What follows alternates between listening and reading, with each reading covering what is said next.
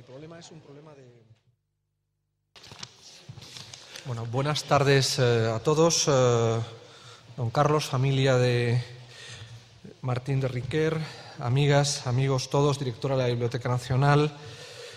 Bien, siempre es complicado realizar una introducción a una figura de una influencia tan importante y tan amplia, pero al mismo tiempo discreta, como la de Martín de Riquer, ya que si enumeramos los premios que recibió, las publicaciones que acumuló a sus espaldas, pues pasaríamos un rato interminable y finalmente tan solo tendríamos en el fondo un listado bastante frío de lo que ha representado su figura intelectual en la historia de nuestro país de los últimos años. Así que procuraré ser muy breve y sobre todo poco cuantitativo, ya que estos datos de los que hablaba y que están disponibles a cualquiera son lo menos interesante probablemente de esta mesa y de lo que se va a poner sobre la misma a la hora de evaluar y homenajear a la figura de Martín de Riquer.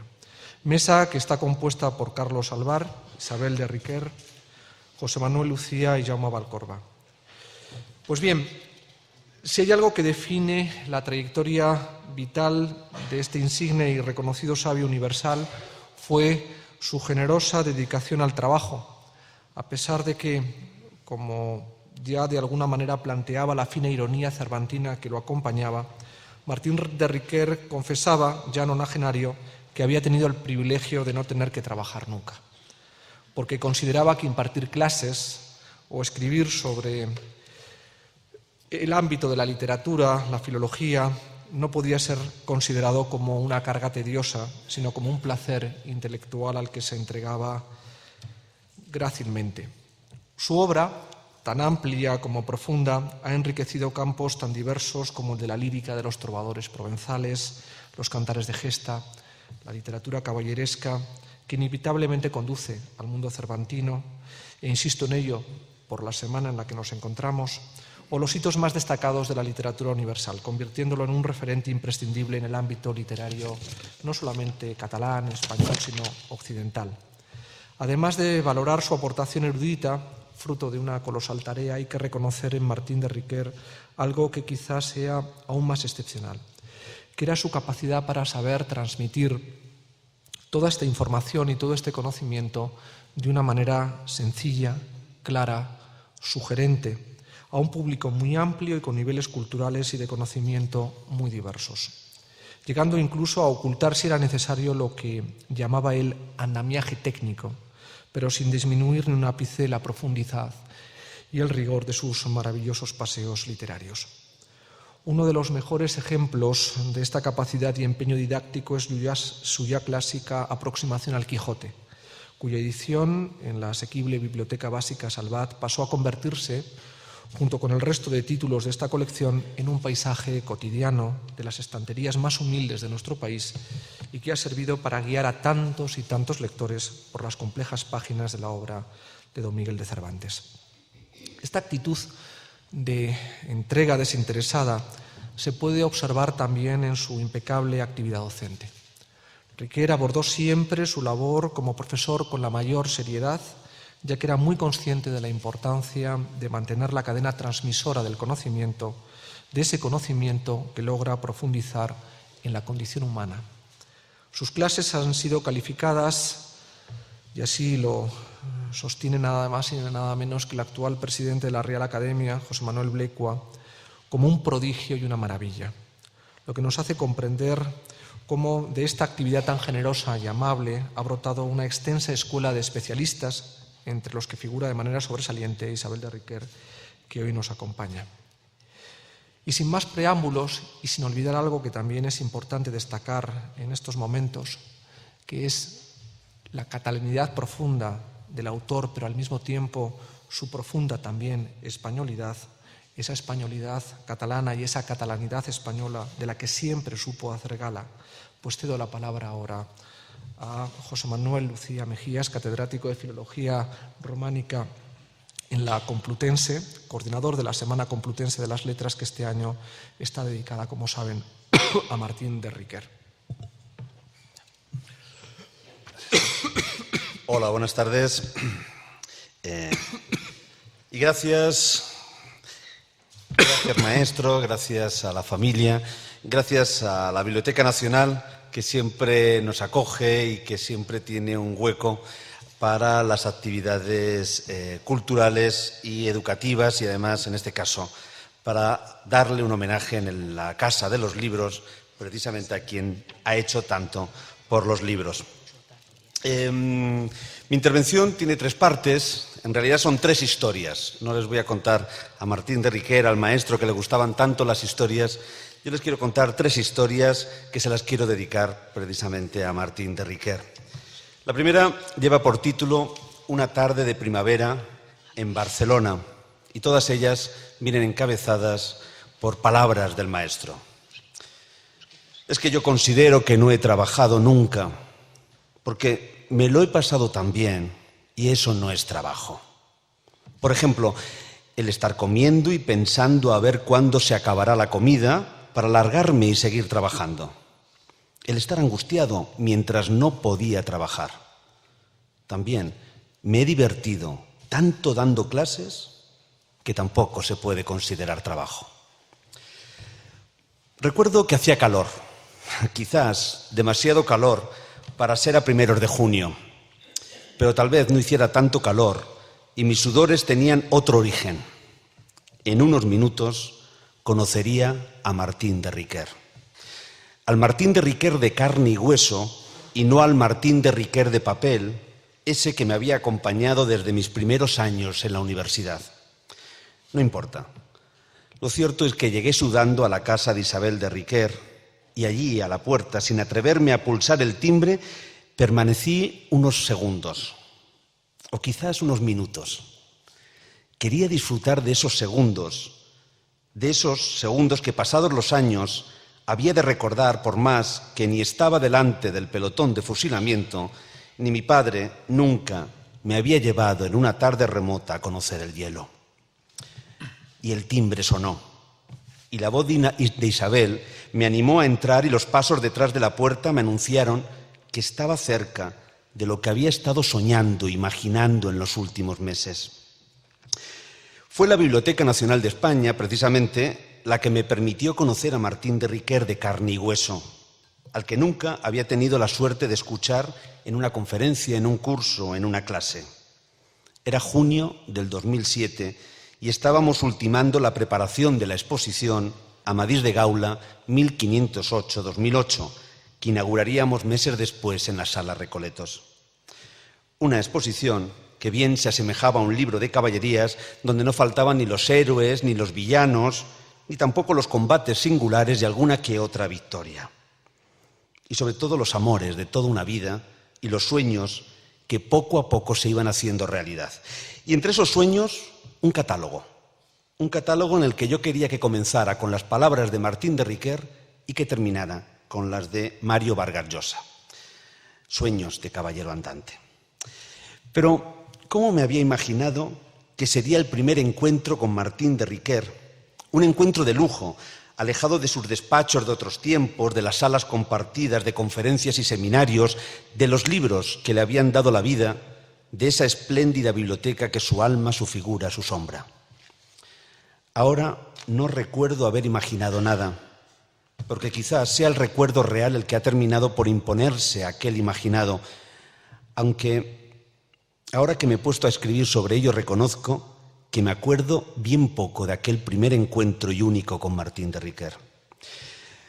Recuerdo que encontré al maestro sentado en un sofá y recuerdo que los cojines del sofá tenían motivos quijotescos. Sentarme al lado de Riquer y tener protegidas mis espaldas con Don Quijote. Aquello parecía un sueño. Era un regalo. Era algo que parecía una alucinación, una locura de alguien que podía estar enamorado de Cervantes, pero en realidad era un regalo, como me confesó Isabel. Un regalo que le había hecho Francisco Rico tan solo unos meses antes. Y quizás las ventanas estaban medio bajadas para no dejar paso al calor de la calle, y se estaba bien en la casa de Isabel de Riquer. Se estaba bien junto a Martín de Riquer, apoyado en las figuras de Don Quijote y Sancho.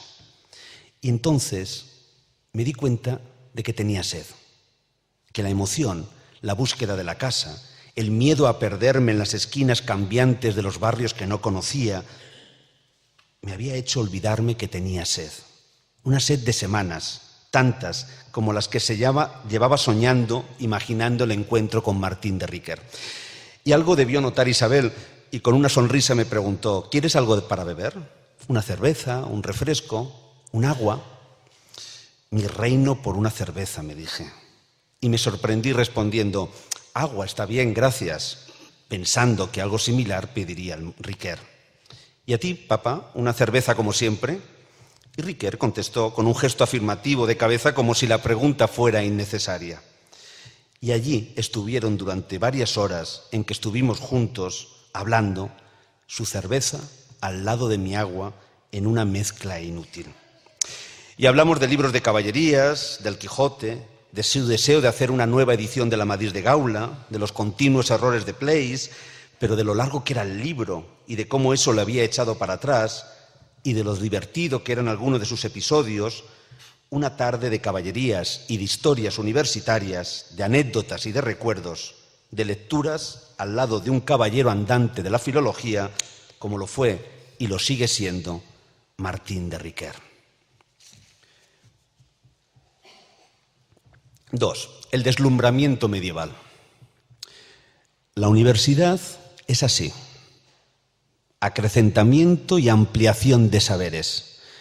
El primer día de clase, al contemplar al conjunto de jóvenes que estaban sentados frente a mí y que todavía no conocía, me hacía la siguiente reflexión: si entre estos no hay 2 o 3 que dentro de unos años no conozcan la asignatura que voy a explicarles mejor que yo, quien habrá fracasado seré yo. Porque la docencia no es un proceso con paradas, tiene dinamismo. Si el maestro fuese siempre superior a los alumnos, todos estaríamos en los tiempos de Aristóteles. Permítanme una confesión. Yo soy de los que comenzaron la universidad teniendo muy claro lo que quería estudiar, a lo que quería dedicar el resto de mi vida. Soy un estudiante por vocación. Y permítame otra confesión. Yo también he sido joven y me he creído que el mundo estaba ahí para conquistarlo, que estaba esperando algún gesto mío como el de tantos otros jóvenes. Y yo comencé a estudiar filología porque tenía claro que quería dedicar el resto de mi vida a estudiar la poesía contemporánea española. Escribía ya por entonces versos, pero mi verdadera vocación era llegar a dialogar, comprender a mis coetáneos, profundizar en sus poéticas y convertirme en su altavoz, en su memoria crítica. ¿Qué les decía? Yo también fui joven. Por aquel entonces, y estoy hablando de esa época poética en que de todo hablamos ha ocurrido hace ya más de 20 años, las aulas de la Facultad de Filosofía y Letras de la Universidad de Alcalá estaban abarrotadas. Casi 200 alumnos en las asignaturas comunes. Aquellos fueron años de conquistas y de descubrimientos, pero nada metafórica, no crean. Fueron años en los que compartíamos la facultad con un orfanato de la Comunidad de Madrid y en los pasillos nos juntábamos a fumar, los chicos que nos mirábamos, y nosotros estábamos allí recordando las clases. Y allí, en estos años de descubrimientos, en un segundo de carrera un poco accidentado, oímos por primera vez el nombre de Martín de Riquer en un aula. Una recomendación bibliográfica continua en el programa de una asignatura que estábamos todos deseando cursar, la primera de literatura en toda la carrera, literatura románica medieval. La impartía por aquel entonces también un profesor que, a pesar de su juventud, ya había adquirido cierto renombre, Carlos Alvar.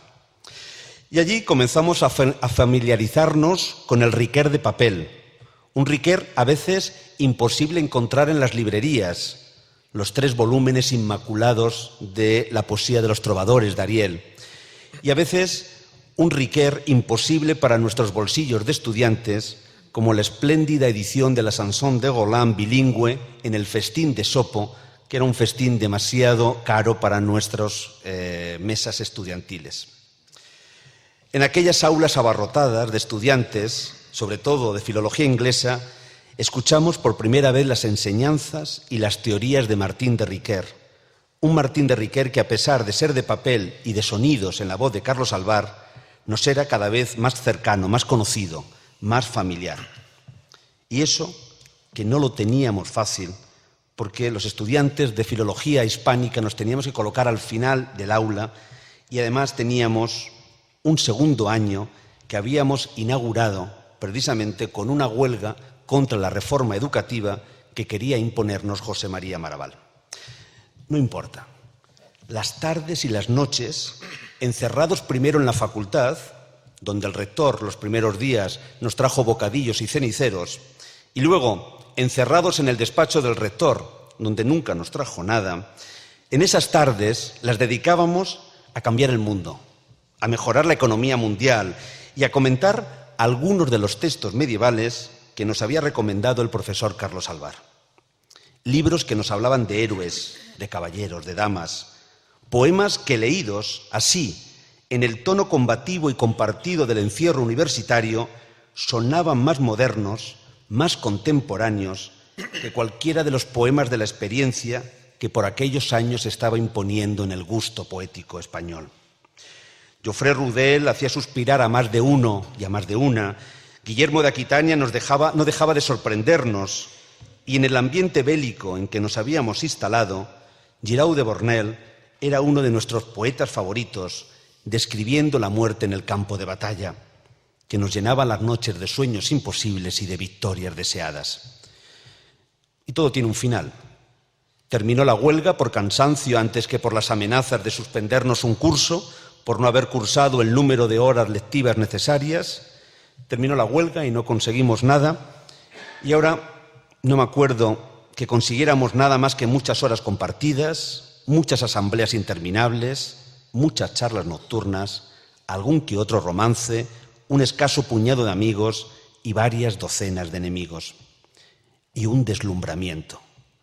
Las clases de Carlos Alvar, aquellas escasas clases en que ante 200 alumnos nos dibujaba un mundo de héroes épicos franceses, de enamorados sufridores y alegres provenzales, de caballeros y damas artúricos, fue todo un deslumbramiento.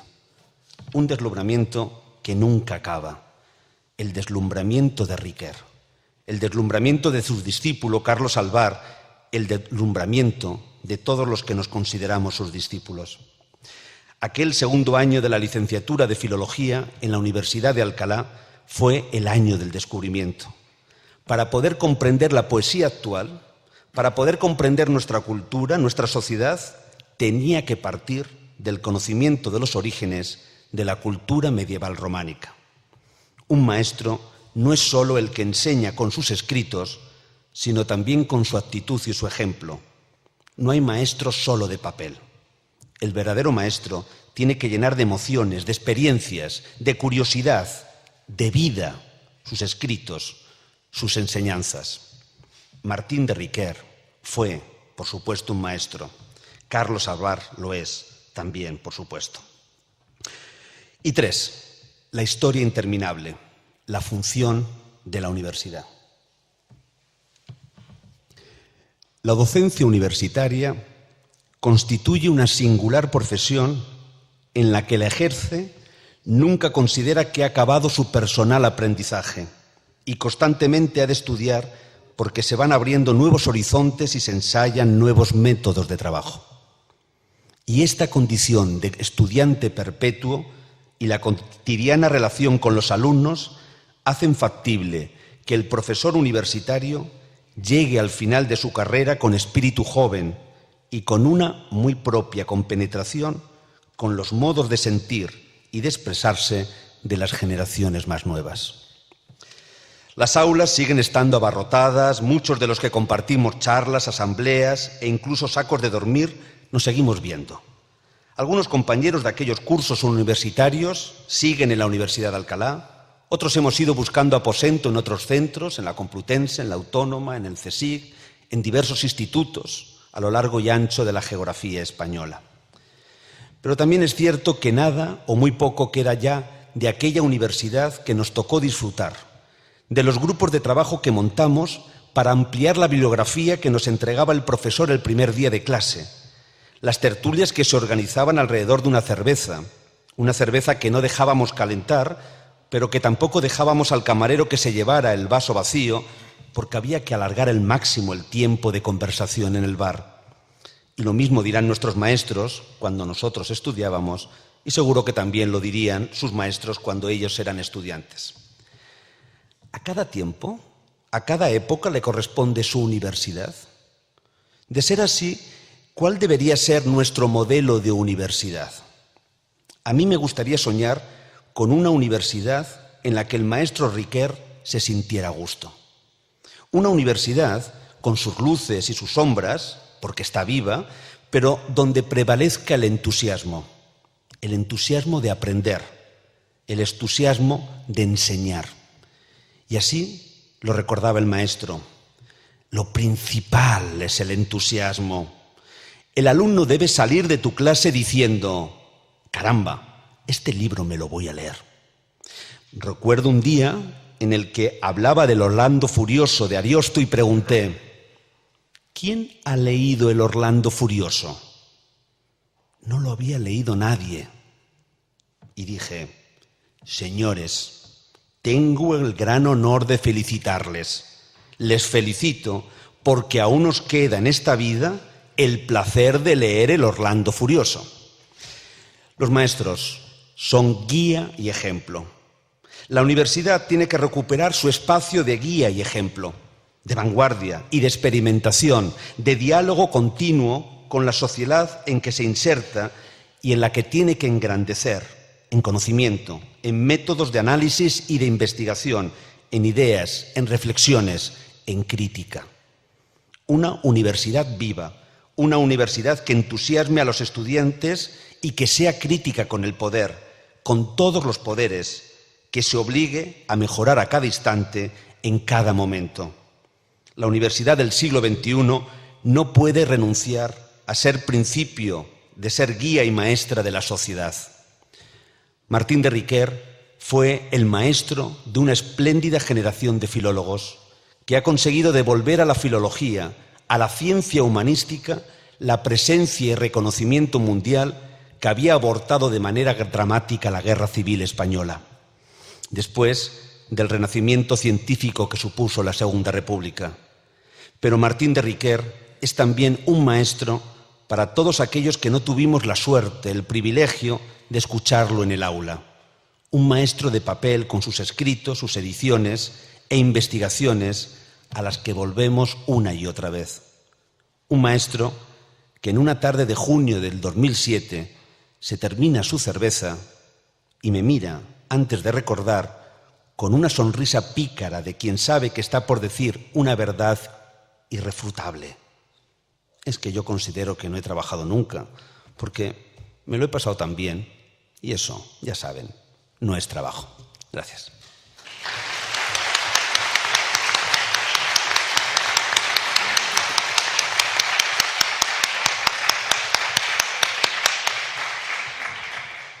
Muchas gracias, José Manuel.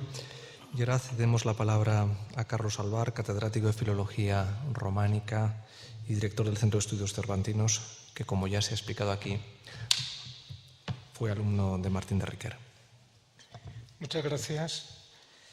Buenas tardes a todos. En primer lugar, yo quería dar las gracias a la institución que nos da cobijo esta tarde, a la Biblioteca Nacional, siempre hospitalaria y siempre abierta a toda actividad que tenga que ver con las letras y con el saber.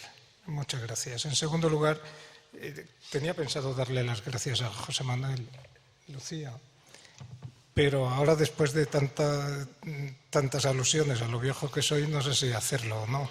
Pero ¿qué vamos a hacer? Gracias también por haber pensado en mí para estar aquí representando a los que en un momento fuimos alumnos de Riquer y representándolos además ante todos los hijos, creo que no nos falta ninguno, y que son también buenos amigos desde hace mucho tiempo. Todos sabemos que con el término homenaje designamos una serie de actos en honor a una determinada persona como muestra de respeto hacia ella. Así lo define el diccionario de la Real Academia en sus dos primeras acepciones. A continuación se incluye el tecnicismo referido al mundo feudal, juramento solemne de fidelidad hecho a un rey o señor. Los medievalistas formados en torno a Riquer conocemos bien la sociedad del antiguo régimen y sabemos que el motivo de nuestra reunión de hoy se acerca más a las dos primeras definiciones. Pero los universitarios sabemos bien lo que es la gratitud, la admiración y el respeto hacia el director de la tesis doctoral, que se convierte con frecuencia en una figura cercana a la de un padre académico. Y así lo designan los alemanes, que tienen larga tradición universitaria, Doktorvater, es decir, padre doctoral. Aunque el dicho tradicional, más hispano, no sé si aconseja, avisa o concluye señalando que al maestro cuchillada, expresión que según Correas procede del mundo de la esgrima, no del mundo de la academia. No es el caso que nos atañe, y si tuviéramos que escoger, sin duda, nos acercaríamos a la idea de lealtad y fidelidad, de respeto y admiración. Es cierto que se trata de valores subjetivos, que a veces brotan ex abundantia cordis, pero hay razones que justifican mis palabras y las convierten en verdades objetivas. Quiero empezar con la subjetividad y pido permiso para hablar de mí mismo brevemente. Después de un rápido y escueto cruce de cartas a comienzos del verano de 1973, solicitando al doctor Riquer que aceptara dirigirme la tesis doctoral y con un tema ya definido, los trovadores en España y Portugal, llegué a Barcelona en el mes de septiembre con la ilusión del joven que empieza a volar solo y con la ignorancia de quien apenas había acabado la licenciatura. En un par de días conocí a tres figuras fundamentales en mi itinerario vital.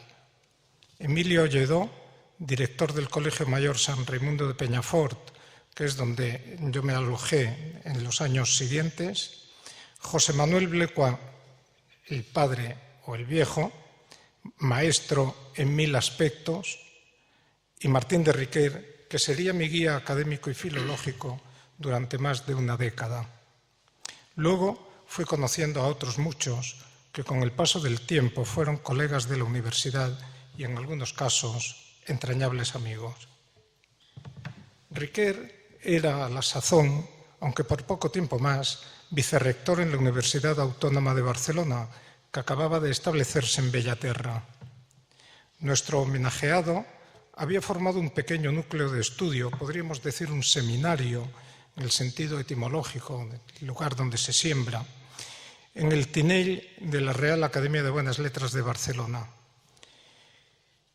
Estaba en el barrio gótico, a espaldas del ayuntamiento, en el Palacio de los Requesens, que se apoyaba en la muralla romana de la ciudad. El edificio, construido entre los siglos XIII y XV, tiene, como corresponde, una planta baja. Entiéndase, todos los edificios tienen planta baja, pero lo que corresponde es lo que viene a continuación.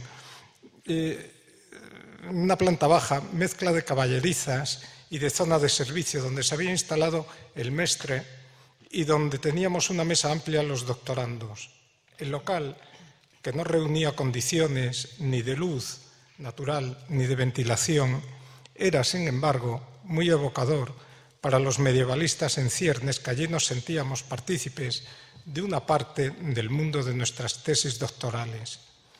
Pero al cabo de unos pocos años abandonamos el Tinelo y ascendimos varios pisos con mejores condiciones de trabajo y con una mesa para cada uno de nosotros.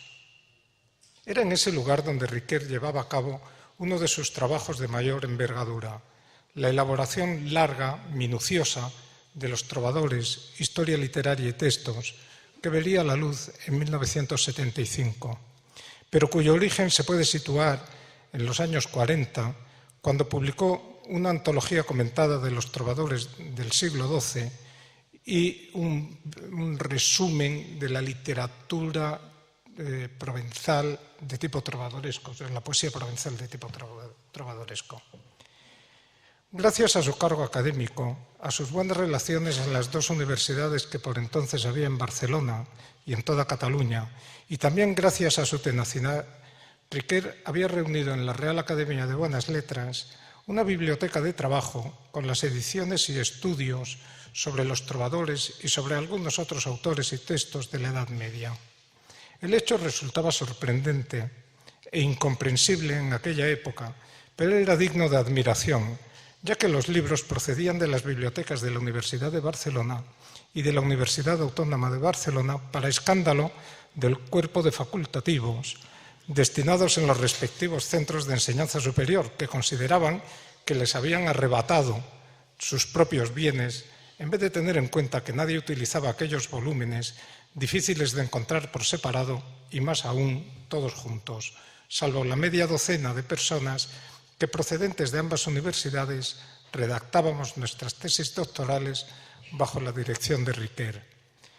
El antiguo Palacio de los Recasens no solo había sido recuperado gracias al esfuerzo de Riquer, que era director de la institución que se albergaba en él desde principios del siglo XX y que lo había dotado de contenido universitario con la presencia continua de estudiantes de grado, sino que además daba un servicio a los medievalistas en general, convertido en un centro de estudio y de referencia por esta atípica iniciativa de Riquer. No era frecuente en aquellos años de la transición la concentración de medios dedicados a un solo fin, luego se denominaría sinergia, palabra utilizada una y otra vez hasta el hartazgo en épocas más recientes, y tampoco era habitual que maestro y discípulos compartieran locales y conocimientos todos los días de la semana, de lunes a viernes, en una relación afectiva y jerárquica a la vez, que estimulaba el compañerismo y el trabajo en equipo. No es un modelo que se dé en nuestras universidades.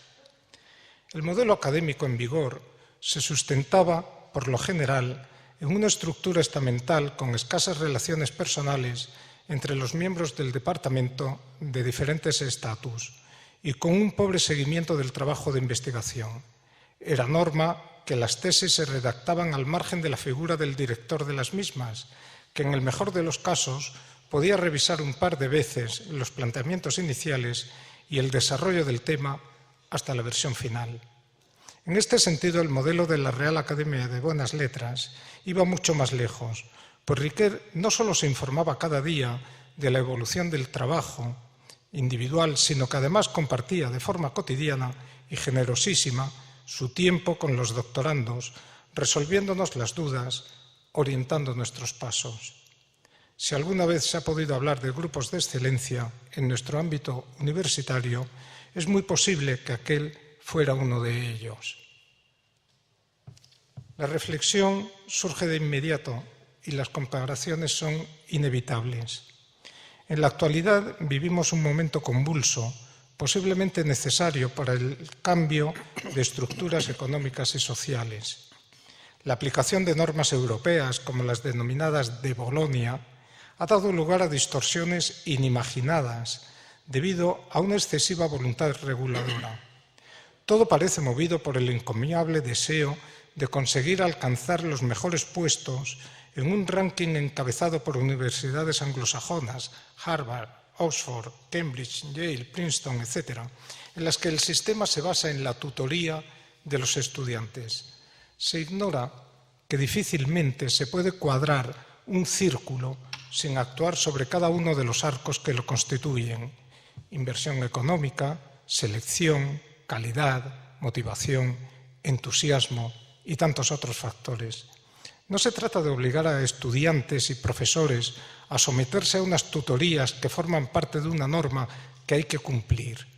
El sistema anglosajón se parece mucho más a lo que Riquer había construido en la Real Academia de Buenas Letras mediante la relación personal y académica, con tiempos de ocio y de estudio, con ambiente de trabajo y medios para realizarlo. Y todo ello era digno de admirar. Han transcurrido más de 30 años, casi 40, y nuestras vidas académicas, que empezaban entonces, se van acercando a su final administrativo, lausdeo. Creo que la perspectiva permite juzgar los hechos con cierta objetividad, dejando al margen las razones que pudieron llevar a Riquer a constituir el seminario de la Real Academia de Buenas Letras. No hay duda de que el modelo estaba bien planteado, desarrollado con generosidad intelectual y que dio unos frutos que solo se encuentran en unas pocas instituciones similares que cuentan con medios económicos y apoyos políticos infinitamente superiores. El seminario cumplió ampliamente sus objetivos. Se acabaron las tesis doctorales, hubo publicaciones individuales y de grupo, se organizaron multitudinarios congresos internacionales y participamos en otros fuera de España, donde los colegas ya nos conocían como Riquer y su mesnada o Riquer y su hueste. Valga decir que del grupo de doctorandos de la Real Academia de Buenas Letras hay hoy al menos 7 catedráticos de universidad en filología catalana, filología románica, literatura comparada, etc. No es mucho si ahora rendimos este homenaje al maestro, de acuerdo con las 2 primeras acepciones del diccionario de la Real Academia. Y como miembro de la mesnada, me queda la duda de si este acto no es también una muestra solemne de fidelidad académica al que fue nuestro jefe durante más de una década. Muchas gracias.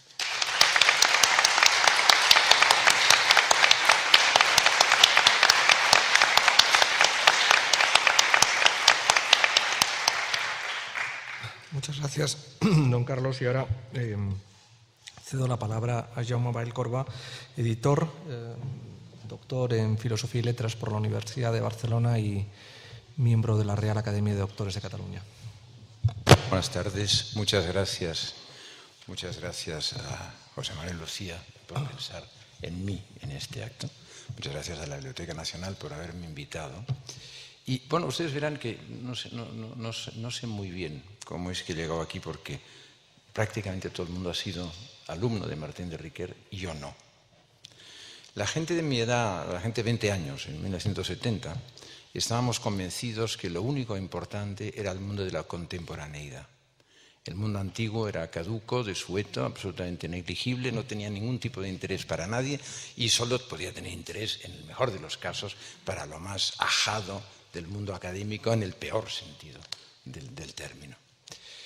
Un buen día, por casualidad, esos regalos extraordinarios que te hace la vida, me encontré con que un compañero mío de carrera leía su tesis doctoral, era un estudio semiótico sobre las obras de Chrétien de Troyes, y ahí estaba Martín de Riquer en el tribunal que debía juzgar esa tesis. El discurso de Martín de Riquer fue tan extraordinariamente sorprendente desde todos los puntos de vista para ese estudiante que entendía que lo único importante era el mundo de la contemporaneidad y no el mundo antiguo, descubrir que lo que Martín de Riquer nos estaba explicando con claridad diáfana y meridiana era algo que nos contaban los formalistas rusos con una oscuridad notable y con un exceso de formalismo absolutamente repugnante. Descubrir eso fue, desde luego, una epifanía. Y claro, inmediatamente, yo entonces había empezado a ser editor. Había empezado con una editorial en catalán que se llamaba Quaderns Crema. Y yo me acerqué y dije, doctor Riquer, esto que ha contado de la semiótica, porque hablaba de heráldica, claro, esto que ha contado, ¿lo escribiría usted para mí? Se me quedó mirando con sorpresa y me dijo, ¿y usted me lo editaría? Hombre, ¿ahora mismo? Y así empezamos. Es decir, para mi sorpresa absoluta me encontré con una persona que estaba hablando de un mundo muy antiguo con la vitalidad y la presencia de lo más moderno y de lo más contemporáneo. Publicar ese libro con Martín de Riquer ha sido la mejor escuela de edición, la mejor escuela que he tenido en mi vida. No he conocido nunca a nadie, nunca, que supiera tantas cosas y de tan diversos campos. Y se acercara a esas cosas con esa extrema vitalidad que todo el mundo que lo ha conocido ha subrayado. Es decir, nunca se acercaba a los hechos del mundo como algo con la pureza fría del entomólogo. Se acercaba, por lo contrario, con una empatía de ser extraordinariamente vivo que buscaba en todo aquello que estaba lleno de vida, la vida que también le sustentaba en gran medida la suya. Y empezamos a hacer un libro de heráldica catalana que solo tiene 2 volúmenes y que solo son casi 1000 y pico de páginas. Nos divertimos extraordinariamente porque fuimos por todas partes buscando ejemplos de escudos. Teníamos un fotógrafo, Ferran Freixa, que nos seguía muy fielmente y que nos decía todo que sí, sorprendentemente, porque le pedíamos que nos fuera sacando fotos de cualquier cosa. Y había momentos muy divertidos. No me resisto a contarles uno. Cuando hay un sistema heráldico catalán, específicamente catalán, del Reino de Aragón, que es un dimidiado en aspa. Esa dimidiación en aspa, que es propia de esa heráldica, no se encuentra en ninguna otra parte. Y Riquer sabía que en la tumba de María de Castilla, en Valencia, en el convento de las Trinitarias, ahí había un escudo, el de María de Castilla, con esa dimidiación. Y me dijo, vaya usted a fotografiarlo. Claro, yo le dije, bueno, pero ¿cómo voy a meterme en un convento de clausura? No sé, ya verá usted. Vaya ahí y consiga la foto. Claro, Martín de Riquer era alguien que no entendía que nadie le pudiera decir que no. Es decir, si él quería ese escudo fotografiado, ese escudo tenía que fotografiarse y no había que darle más vueltas.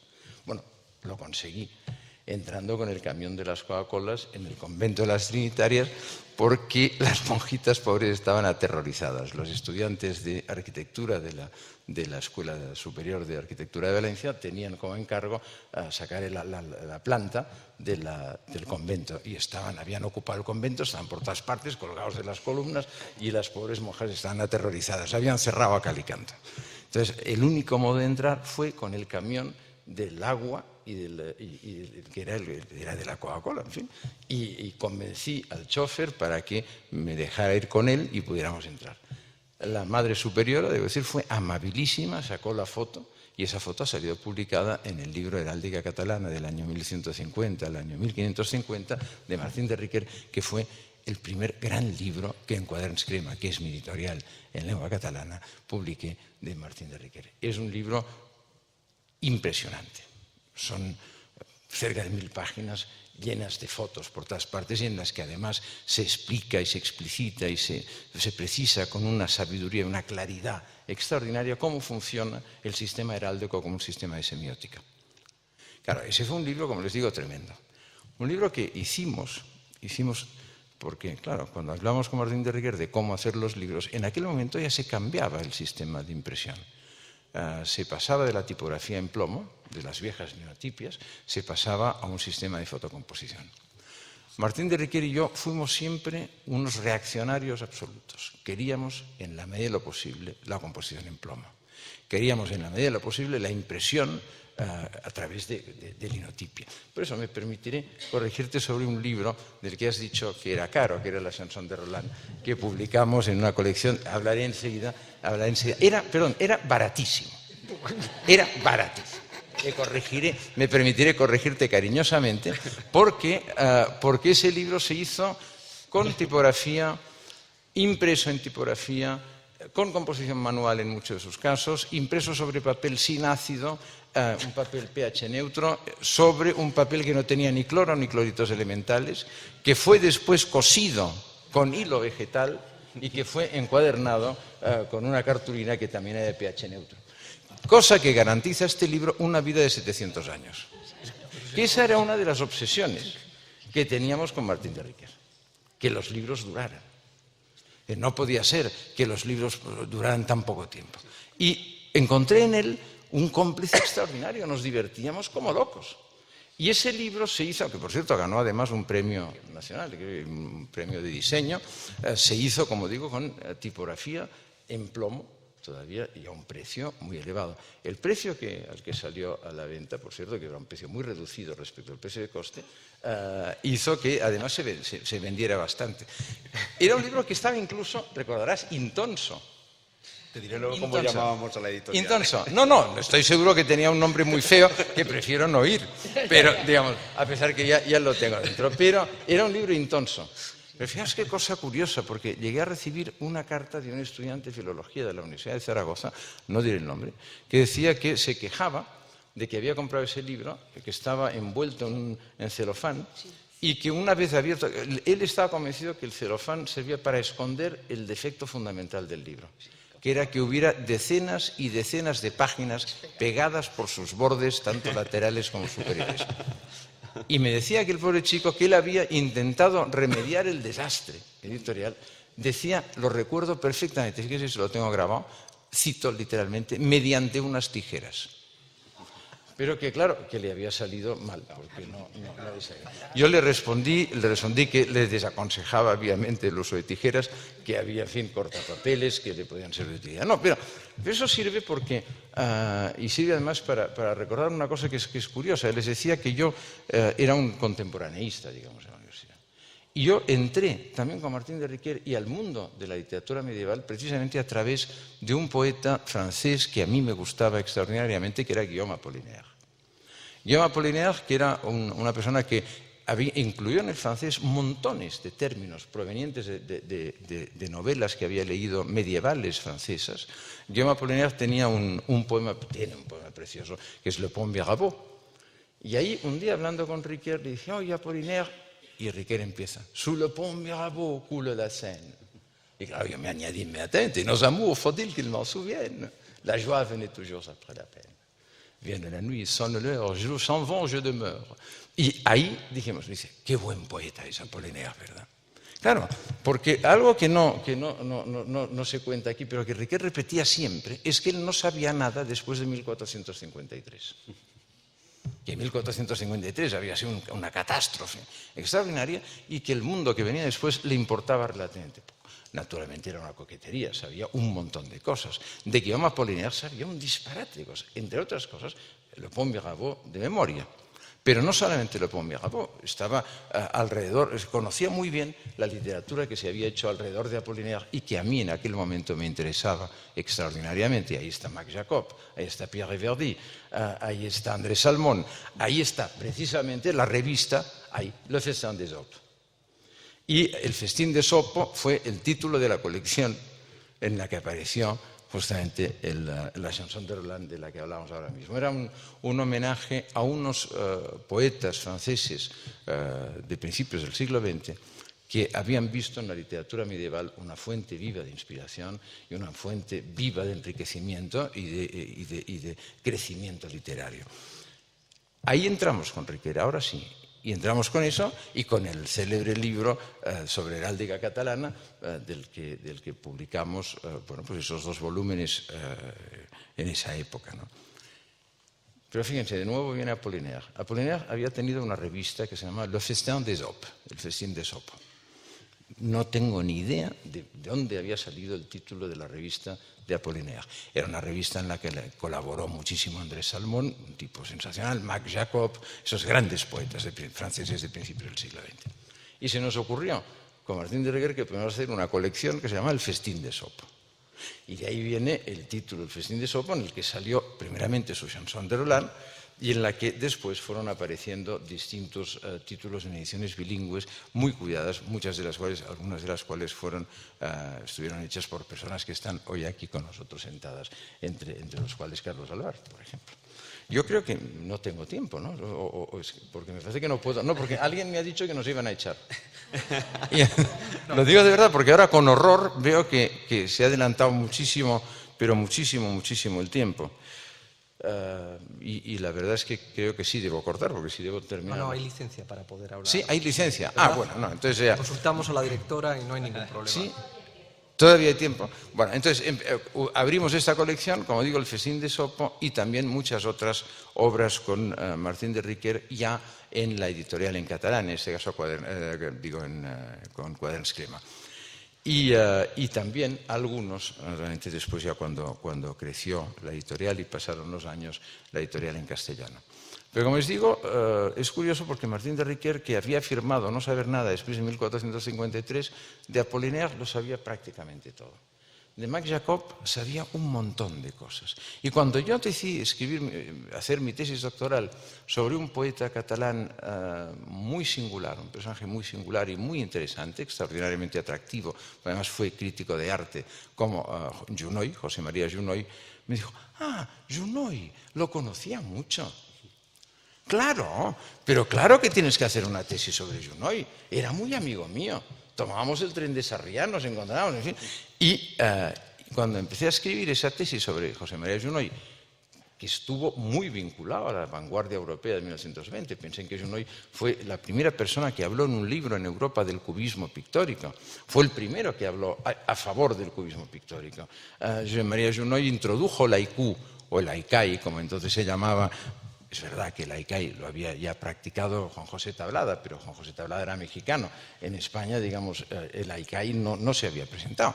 Eso lo empezó a hacer José María Junoy en un libro bilingüe, francés-catalán, que se llamó Amour et Paysage, que naturalmente Riquer conocía perfectamente bien. Trabajar con él en esos autores contemporáneos sirvió para algo que yo juzgo absolutamente fundamental, que es esa capacidad para ver el puente de unión, los nexos de unión vivos, los grandes ríos y venas de cultura que han ido cruzando la historia europea y que han ido llegando aquí y allá, más allá de las fronteras, mucho más allá de los límites lingüísticos y territoriales, para configurar un pensamiento común, un pensamiento que tiene un gran punto de rigor y de riesgo, para, digamos, llegar a donde estamos o donde quisiéramos probablemente que llegara el mundo de esa cultura europea.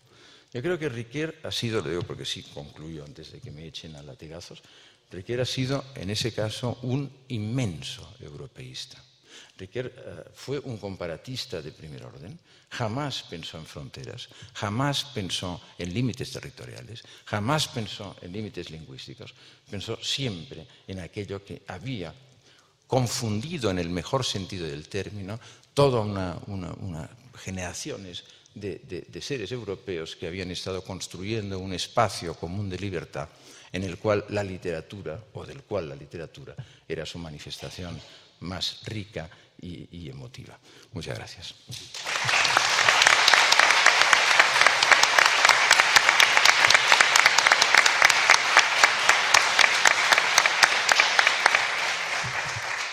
Bueno, y ahora, gracias, Jaume. Y ahora cedo la palabra a Isabel de Riquer, hija del homenajeado, profesora emérita de literatura romànica medieval en la Universidad de Barcelona. Sí. Sí.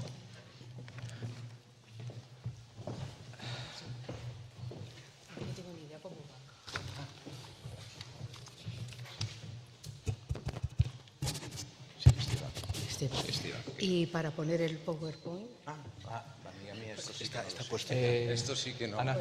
Está ya puesto. Ah, ya está puesto. Está puesto, sí. Pon el de antes. Tienes que manejarte con mucho, tienes que manejarte con esto. Con este avanzas y con este retrocedes. Avanzar con este.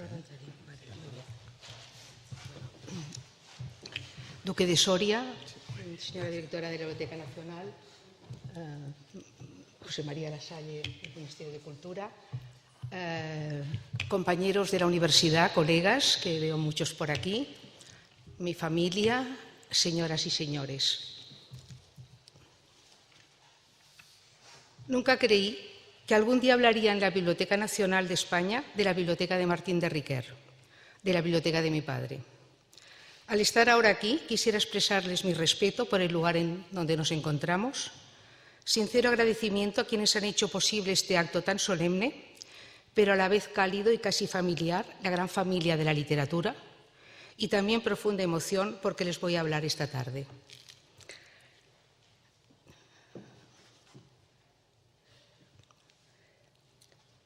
He echado a mano de mis hermanos, de sus recuerdos y anécdotas, para hablar de la biblioteca de nuestro padre, porque la biblioteca ha formado siempre parte de nuestra familia. La biblioteca de Martín de Riquer era toda la casa, y los libros son el marco, la decoración de la vivienda. Desde pequeños siempre hemos tenido contacto familiar con los libros. Nuestros padres, a nietos y bisnietos, siempre les han regalado libros por Navidad o por Reyes.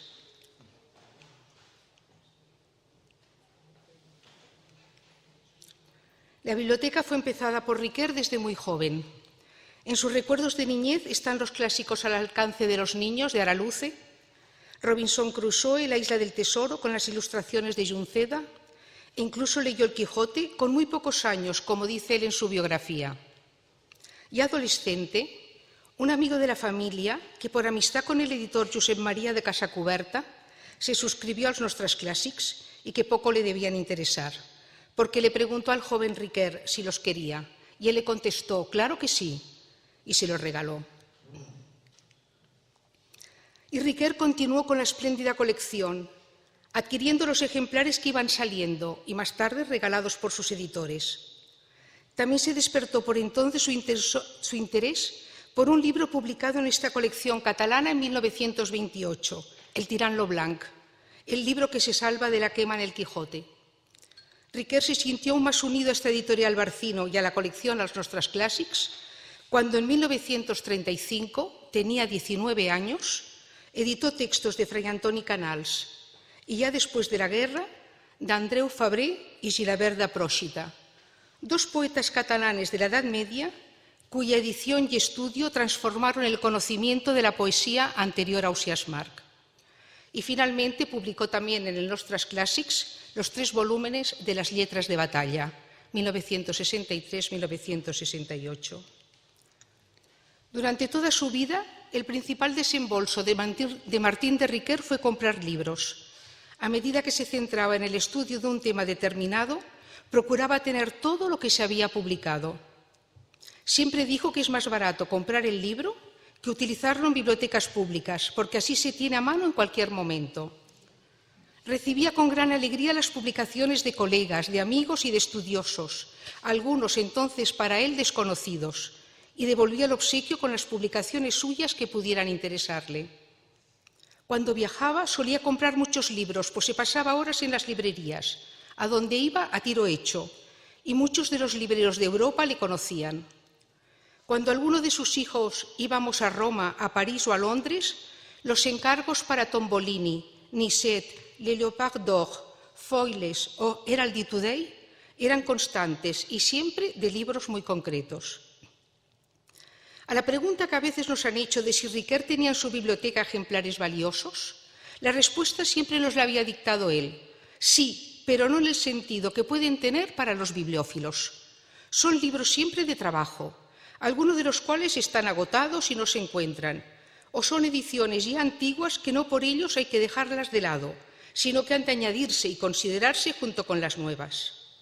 Es importante su biblioteca cervantina, parte sexta en imagen, así como la dedicada a los trovadores, a los cantares de gesta, a los libros de caballerías, empezando desde el Roman Courtois. También es notable la cantidad y selección de sus libros sobre heráldica, sobre armamento, las Biblias y sus glosas. Para Riquer, su biblioteca tenía un valor de uso, no un valor de cambio, aunque llegó a tener algunos ejemplares que con el tiempo son valiosos, como los 3 volúmenes de El nobiliari general dels llinatges catalans de Félix Domènech i Roura, por ser difícil de encontrar. También un ejemplar único de los exlibris de su abuelo Alexandre de Riquer, que solo hay este ejemplar. También de su edición del Quijote con las imágenes de Salvador Dalí o con las de Carlos Saura. También una Celestina con litografías de Lorenzo Goñi. El valor que tiene su biblioteca hay que verlo siempre desde una perspectiva profesional. Es una biblioteca muy completa y muy selecta para cualquier estudioso de la literatura románica medieval, de sus antecedentes, la clásica, y de su proyección posterior. Esta devoción de Riquer por la filología clásica la tuvo desde su juventud, y recibió clases de Carla Riba de Joan Petit antes de la guerra. El interés hacia los clásicos grecolatinos le duró toda la vida.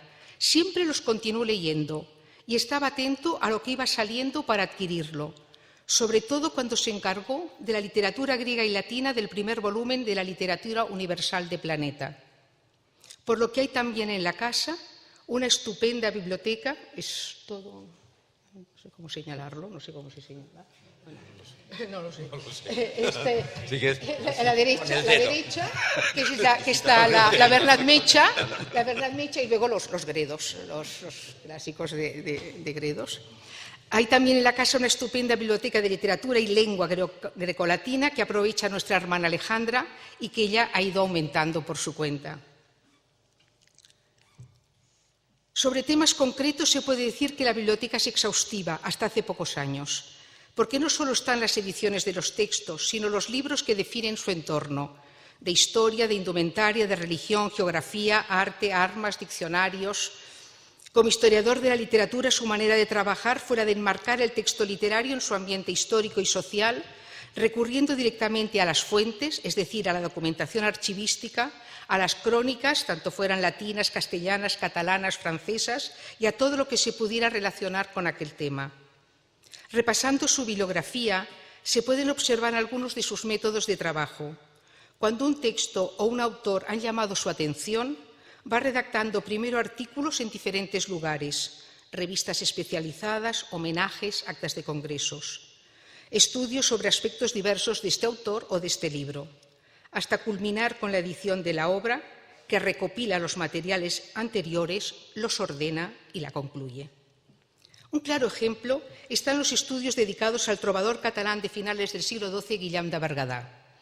Riquer, en 1948, incluye algunas de sus canciones en una antología comentada. En 1949 edita y estudia la Cançó de la Rondeta. En 1952 edita la serie de sirventeses contra el obispo d'Urgell. En el 53 los de Pere de Berga. En el 55 contra Pons de Mataplana. En el 57 da a conocer el testamento de Guillem de Berguedà. En 1969 hay todas las entradas que hace para diversas enciclopedias, la GEC, etc. Hasta culminar en 1971 con los 2 volúmenes publicados por la Abadía de Poblet, con la edición crítica, traducción, notas y glosario, el estudio histórico, literario y lingüístico, y en 1996 con la edición en catalán de Quaders Crema de este trovador. Igual podríamos ir siguiendo la historia de su chanson de Roland, de Cerveri de Girona, Joanot Martorell, Tirant lo Blanc o de sus estudios y ediciones del Quijote. Desde que se casó en el año 1941, Martín de Riquer vivió durante 32 años en una torre en la calle Camelias de Barcelona y después vivió 41 en la calle Rosario en una planta baja. Las 2 casas tienen jardín, con árboles y flores, porque aun siendo nuestro padre tan poco partidario de la naturaleza y de sus paisajes, de la vida en el campo y del excursionismo, siempre le gustó, antes de cenar, dar unas vueltas por el jardín. Si el cambio de casa fue importante en muchos aspectos, el gran cambio fue también para los libros, que de alinearse en camelias, en estanterías que medían más de 3 metros de alto, tuvieron que acomodarse a las paredes de una casa más moderna y de techos más bajos. Además, a los libros de la casa de Camelias se fueron añadiendo los nuevos que iban llegando sin parar. Mi padre, que tenía un vértigo muy acusado, que le impedía asomarse a un balcón, ir al anfiteatro de un teatro, subir a la Torre Eiffel, a la cúpula de la Basílica de San Marcos o contemplar el skyline de Nueva York, se subía a una escalera de mano que se sujetaba por unos hierros a una barra fija para alcanzar libros que estaban a 3 metros de altura.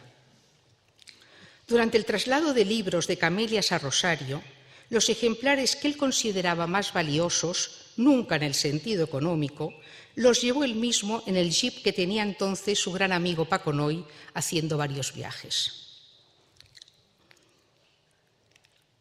En el garaje, en el lugar que ocuparían 2 plazas de coche, Riquer hizo construir un trastero para guardar colecciones de libros, de revistas, todo Menéndez Pelayo, El Madoz, Biblioteca de Autores Españoles, la nueva Biblioteca de Autores Españoles, novelas, todas las policíacas, todo Simenón, en francés y en castellano, toda Agatha Christie, las reediciones de sus libros, catálogos de exposiciones, libros de arte y otros muchos que le iban enviando de todas partes y de todo tipo de contenidos, las actas de congresos, las tesinas, las tesis doctorales.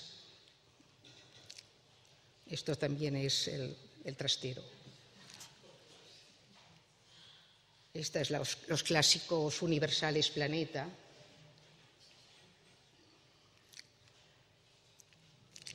No sé decirles cuántos libros hay en casa de Martín de Riquer. Los hemos estado hablando estos días entre los hermanos. Podría ser alrededor de unos 14.000, porque Riquer no hizo nunca fichero de sus libros. La organización de su biblioteca casa siempre ha sido topográfica. Una topografía que todos conocemos perfectamente, que nos hemos ido aprendiendo y memorizando de tanto verla y según nuestras necesidades de utilizarla. Cuando en el año 1950 Martín de Riquer estuvo un mes en Madrid haciendo los ejercicios de las oposiciones a la cátedra de la Facultad de Filosofía y Letras de la Universidad de Barcelona, cátedra que tenía el nombre de Historia de las Literaturas Románicas y Comentario Estilístico de Textos Clásicos y Modernos Románicos, para preparar algunos de los temas que le salieron por sorteo, es decir, hasta que estuvo en Madrid no sabía qué le iban a preguntar, escribía a nuestra madre para que le enviara desde Barcelona determinados libros. Para que no le fuera difícil encontrarlos, antes de trasladarse a Madrid, Riquer dibujó en una hoja de papel un plano de las bibliotecas y la dividió en habitaciones y sectores y asignó a cada uno una letra y un número que identificaba los diferentes estantes. De esta manera, cuando quería que le enviase un libro determinado, le explicitaba: el Anglat en mi despacho B5. Y nuestra madre lo localizaba rápidamente y se lo enviaba por correo urgente. En su biografía explica las cartas que le escribía. Necesito que me envíes Ugolini, La poesía provinciale e Italia. Es un libro de formato pequeño, con lomo blanco, y está, según nuestro plano, en el número 2, a la altura de la rodilla mía o de la nariz de la Popi. Es nuestra hermana Gabriela, que tenía entonces 3 años. De Petrarca el Canzoniere, libro gordote, en rústica, algo envejecido. Está entre los números 6 y 7. Si por casualidad han llegado de Italia, enviados por Ugolini, unos libros de los que es autor ítalo-siciliano, envíamelos enseguida. En la calle Rosario, los libros de nuestro padre y también los de los otros miembros de la familia llenan todas las paredes hasta el techo. Desde el recibidor y siguiendo por la sala, el pasillo, su despacho, los dormitorios de mis hermanas, la habitación que antes ocupaba el servicio, todos estos espacios están llenos de libros, incluso algunos dentro de algunos armarios. Son libros suyos, reconocibles por Jaume Vallcorba. No es que estén desordenados, es para quitar algunos. Se han desmoronado un poco. Bueno, lo conocéis aquí en el salón. Vamos a hacer un poco el recorrido por la casa brevemente. En el recibidor, colecciones de revistas, casi todas se las hacían cuadernar por las puelas, unas monjas que conocíamos que lo hacían muy bien. Romania, Cultura Neolatina, Boletín de la Real Academia de Buenas Letras, las memorias de dicha academia, Estudios Romànics, Revista Filología Española, boletines de la Roncesvalls, de la Arturiana, de la Asociación Hispánica de Literatura Medieval, etc. Los que ya no caben van al trastero. En la sala, que es parte de la sala, esta es la reproducción de un retrato de nuestro bisabuelo Alexandra de Riquer, hecho por Ramón Casas. Enfrente tienen ustedes la literatura italiana, gallego-portuguesa, francesa, sobresalen algunos catálogos y libros de arte. La parte dedicada a heráldica y al armamento. Libros de historia medieval, volúmenes de homenajes, Melange, todo es historia. En esta otra parte ya hemos visto la dedicada a nuestros clásicos a la izquierda, catálogos de exposiciones, todo el Balzac de la Pléiade, Proust. Esta es una hermosa estatua de la Venus de Badalona y están algunos de los libros escritos por miembros de su familia. Poemas y prosas de Alexandra de Riquer, el estudio de su padre Emilio de Riquer sobre las ideas estéticas de Goethe, las traducciones de Shakespeare de su tío Morera y algunos escritos por sus hijos políticos y algún nieto. Debajo del busto que le regaló la Real Academia de Buenas Letras cuando cumplió 90 años, los libros que le han dedicado colegas, alumnos y amigos. Parte de la parte dedicada a las Biblias y a los estudios bíblicos, me gustaba muchísimo. Su lugar de trabajo era el despacho. Un despacho que nunca fue un Santa Santorum cerrado casi a calicanto. No fue nunca una habitación que se tuviera que pedir permiso para entrar. Siempre ha estado abierto a todos, aun cuando él no estaba. Estudiábamos allá muchas veces cuando él no estaba. Un despacho que tanto en la calle Camelias, cuando éramos pequeños, como en Rosario, siempre estuvo abierto a sus hijos y a los colegas y alumnos que le visitaban. Con naturalidad entrábamos en el despacho donde trabajaba, como en una habitación más de la casa, pues no le molestaba ser interrumpido. Decía que le gustaba oírnos en la habitación de al lado. Nunca se quejó del jaleo que había con frecuencia. No tuvo tampoco nunca inconveniente en que sus amigos miraran sus libros. Más bien le gustaba, los enseñaba y hacía comentarios sobre ellos, lo que era tan importante y valioso este comentario como el libro. Ponía a su disposición las últimas novedades. Muy generoso en prestar libros. Solo temía a los morosos, que retrasaban mucho o no devolvían los libros prestados. Otra parte también del despacho, con así, la mesa está baja, que siempre le ha gustado trabajar en ella y escribir. Ante su mesa, las pipas de mi padre. Las pipas de mi padre.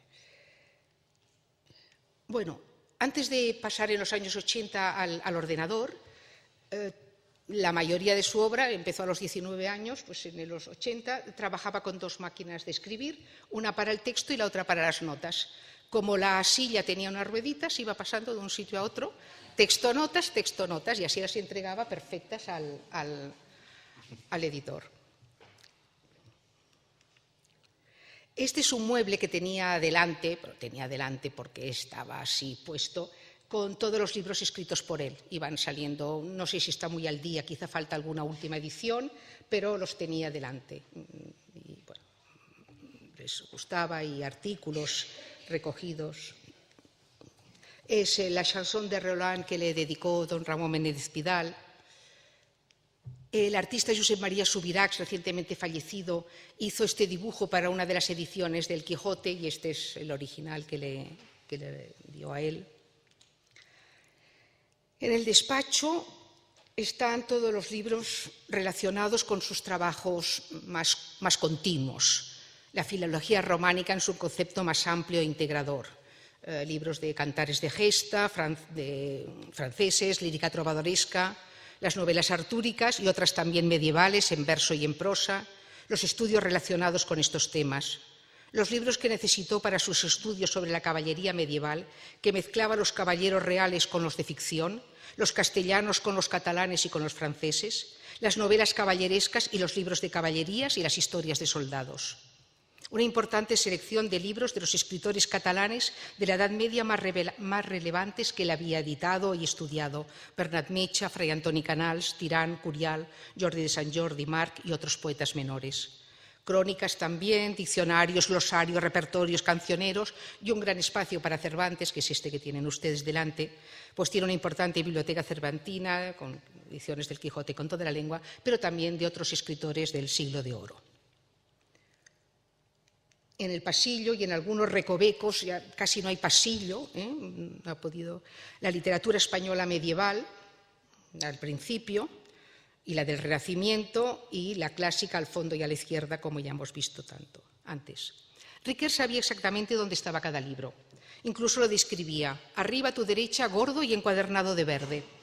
En el pasillo, enfrente del sofá, a la altura de tus ojos. O tal trovador, me lo dijo este verano. Ha de ser delgadísimo, ha de ser un librito delgadísimo, porque solo tiene 5 poesías. Esto demuestra que se trata de una biblioteca personal, cuyos ejemplares fueron adquiridos uno a uno por él, o si eran regalados, los había colocado cuidadosamente donde les correspondía y los había utilizado mucho. Pero Riquer no solo leyó los temas propios de su profesión, sino que también le gustaba mucho la literatura moderna. Balzac, Proust, Dickens, sobre todo el Pickwick, Tolstoy, sobre todo Guerra y Paz, Wilkie Collins, los episodios nacionales, indudablemente también Shakespeare y el teatro isabelino en general. Gran lector de novelas policíacas, a Sherlock Holmes, Maigret, Hércules Poirot, aborrecía a Miss Marple, fue incorporando otros detectives más modernos, Montalbano, Brunetti, Wallander e incluso Gordiano el Sabueso, siempre leídos con mucho interés. En realidad también Riquer tenía un detectivesco en sus investigaciones. Guillem de Cerveres, Cerverí de Girona, hasta averiguarlo, Avellaneda, quien se escondía detrás. ¿Quién mató a Guillem de Berguedà, como nos ha hablado esta mañana Montsecots? Y la misteriosa muerte de Juan I, que se fue a cazar y ya no volvió más. ¿Qué debió pasar? ¿Una caída de caballo? Bueno, esto le hacía dudar un poco. Es decir, siempre le ha gustado también ir de esta manera. En cuanto a los hispanoamericanos, Alejo Carpentier, sobre todo el siglo de las luces, y toda la obra en general de Gabriel García Márquez y de Mario Vargas Llosa, amigos también suyos. Por el contrario, para las separatas, sí que hizo Riquer unos ficheros en que cada ficha estaba el nombre del autor, el título del estudio, la fecha y la indicación de la caja en que se encuentra. En unas 115 cajas grandes verdes, como estas que ven ahora, están los miles y miles de separatas, identificada cada caja por una letra del abecedario, primero las mayúsculas, después las minúsculas. Cuando se agotaron las letras, números romanos hasta 10, no sabemos por qué hasta 10. Luego los árabes hasta 52, aunque aún nos quedan bastantes por guardar. Cada separata lleva escrita la indicación de la caja y el orden que está colocada. Por ejemplo, si quería consultar el artículo de Carlos Alvar, Poesía y política en la corte alfonsina, buscaba en el fichero Alvar Carlos, no confundir con Alvar Manolo, con Alvar Manuel. Alvar Carlos, el título, el lugar de publicación, y luego R mayúscula 29, y así lo teníamos. Muchos de ustedes que están aquí esta tarde han disfrutado de las clases de Martín de Riquer, de sus conferencias o de su conversación en privado, de sus consejos y orientaciones o de la lectura de sus libros.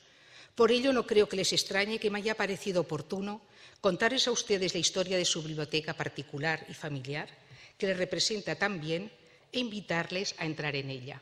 Muchas gracias.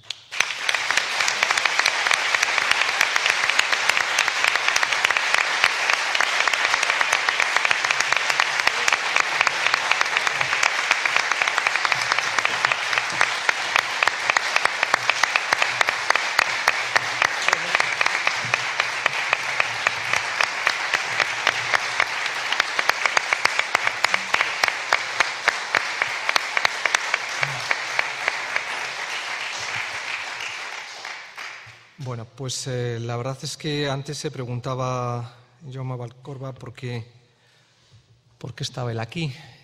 Yo creo que él está aquí, como todos los que estamos aquí hoy, porque hemos sido capaces de desafiar a esa especie de leviatán utilitario que está unas puertas o unos metros más allá de esas puertas que nos separan de la realidad, ese leviatán utilitario que nos hace obsesionarnos por el tiempo, que nos permanentemente sobrecoge por la necesidad insistente de atender sus exigencias, empezando, insisto, por sus exigencias de tiempo, y que lo hemos desafiado, yo creo que convocándonos todos aquí el espíritu caballeresco de don Martín de Riquer, que a través de la voz de sus discípulos, de sus amigos, de su familia, ha sido capaz de introducirnos en una reflexión en la que han estado presentes nombres como el de Crétrien, el nombre de Mario Vargas Llosa, el nombre de Apollinaire, el nombre de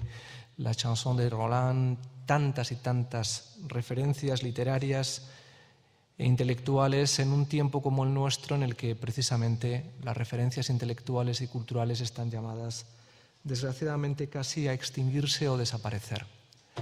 En ese sentido, yo creo que la presencia de todos hoy aquí justifica más que suficiente la necesidad de romper lanzas por una belleza caballeresca que está asociada a esa misión de la universidad de la que hablaba José Manuel al comienzo de la reunión que nos ha convocado hoy aquí.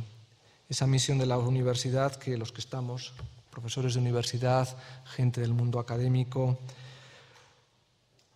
reclamamos e insistimos que es más necesaria que nunca, sobre todo cuando sentimos que el aliento, la huella, la sombra de los maestros, de los humanistas, va quedando cada vez más en el olvido, y con ella esa especie de paideia clásica en la que nos hemos formado en el amor a los libros, en el respeto a la jerarquía intelectual, a los valores del conocimiento, y que, por desgracia, los tiempos que corren están arrollando como si fuera una especie de proceso que trasciende a los esfuerzos políticos, las equivocaciones institucionales y tantísimas cosas.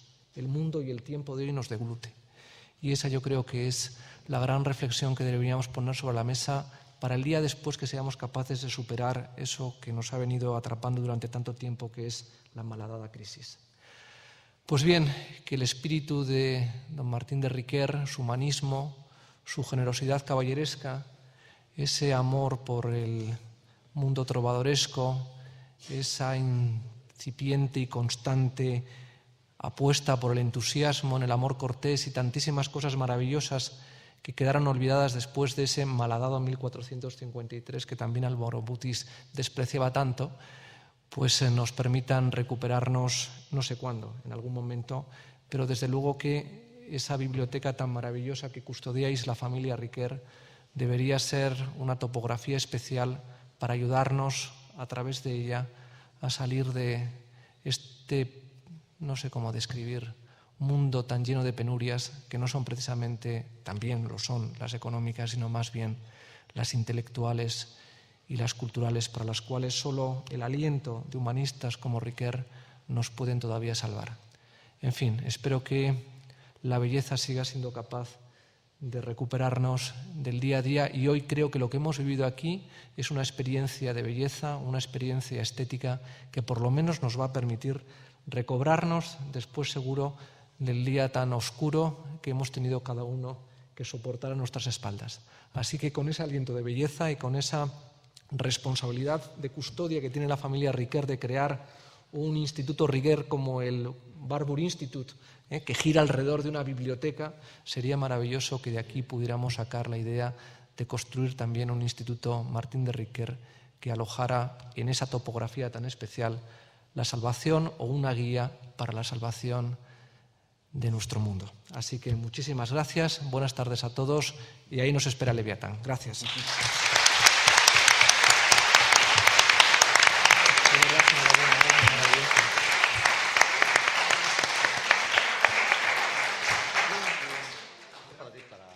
Que lleves el...